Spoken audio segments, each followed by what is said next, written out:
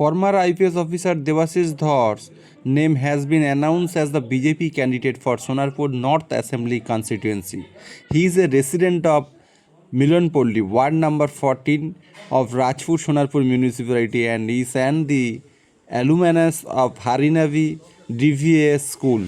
As soon as the name of the candidate was officially announced on Tuesday morning, he entered the field. He also held a meeting at the House of Worker in Ginfak area. Devashish Dhar will start the campaign with puja at Tripureshwari temple on Wednesday morning 9 am. His rivals are Firdausi Begum of Trinamool Congress and leftist candidate Monalisa Sinha. Devashish Dhar claims the BJP is going to form the government of West Bengal this time, and he is a confident winning in Sonarpur South as well. He also said that people's problems are the has at his fingertips as he is his own area. Taking a dig at the Trinamool candidate, he said that he is not accepted by the party itself. He also complained that there has been no real development in Sonarpur and the area is full of corruption. Referring to the Nazirabad fire incident, he said, "Time for change has come." BJP candidate promised development in education, health, and good infrastructure in Sonarpur, Uttor, the Uttor Vidhan Sabha. উত্তর বিধানসভা কেন্দ্রে প্রার্থী কি বলবেন? বুঝতে পারছি না।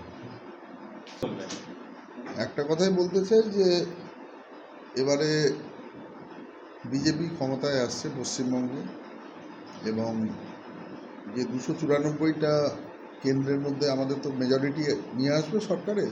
সোনারপুর বিধানসভা, উত্তর বিধানসভা এমনই একটা বিধানসভা হবে যে আমরা এই যে আমাদের কর্মযোগ্য এটাকে সাকসেসফুল করার জন্য আমরা আমাদের এখান থেকে জিতে সরকার গঠনের লক্ষ্যে, এবং সোনারপুর উত্তর বিধানসভায় আগামী গভর্নমেন্ট একটা উল্লেখযোগ্য ভূমিকা পালন করবে। প্রথমবার সোনারপুরে এলেন এবং দলীয় কর্মীদের সঙ্গে বৈঠক করলেন, কি মনে হয়?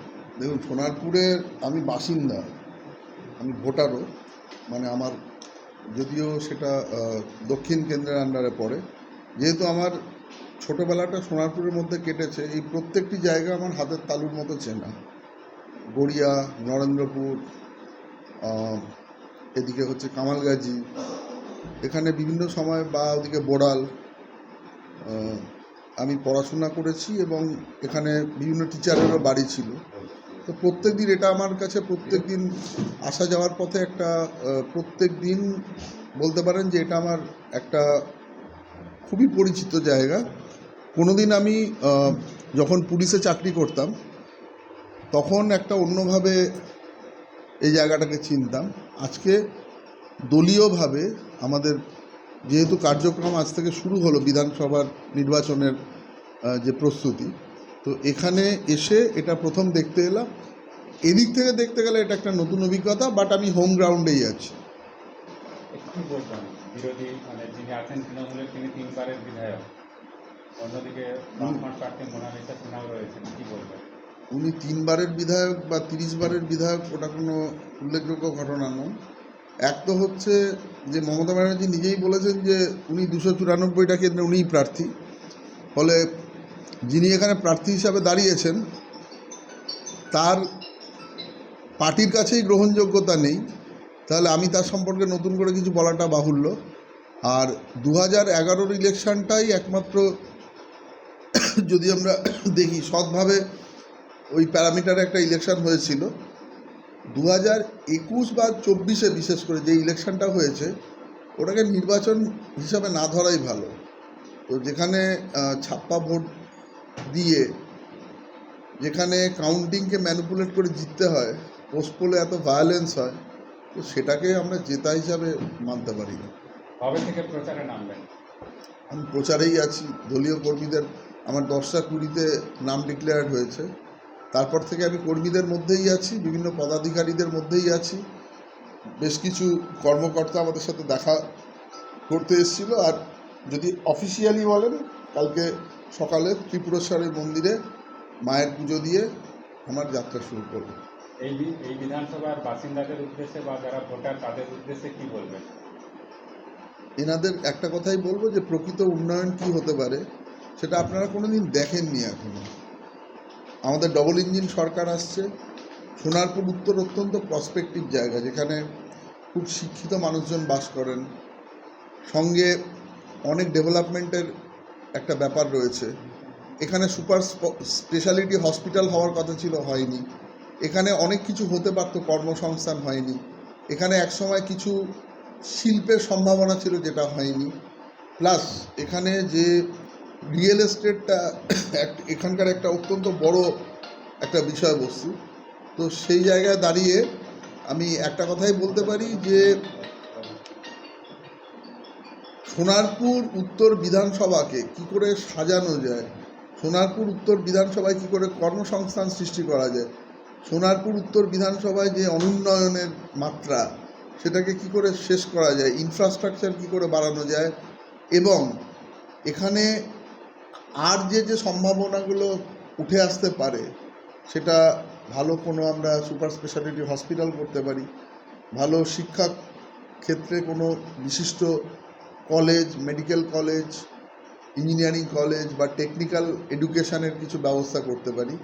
সঙ্গে এখানকার যে প্রাকৃতিক যে রিসোর্স আছে সেটাকে কাজে লাগিয়ে কিভাবে মানুষের আরও আয় বাড়ানো যায় সেদিকেও নজর দিতে পারি। এত দেরি করে প্রার্থী ঘোষণা, বাম প্রার্থী এবং তৃণমূল প্রার্থী দুজনেই বিষয়টাকে কটাক্ষ করেছেন, কি বলবেন?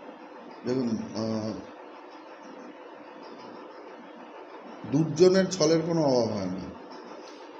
তৃণমূল প্রার্থীকে একটা কথাই বলবো যে আমার আগের বারেও 24-এর ইলেকশন একটা খুব তুচ্ছ কারণে আমার নমিনেশন ক্যান্সেল করে দেওয়া হয়েছিল, অনলি নো ডিউ সার্টিফিকেট না রাজ্য সরকার ইস্যু করার কারণে।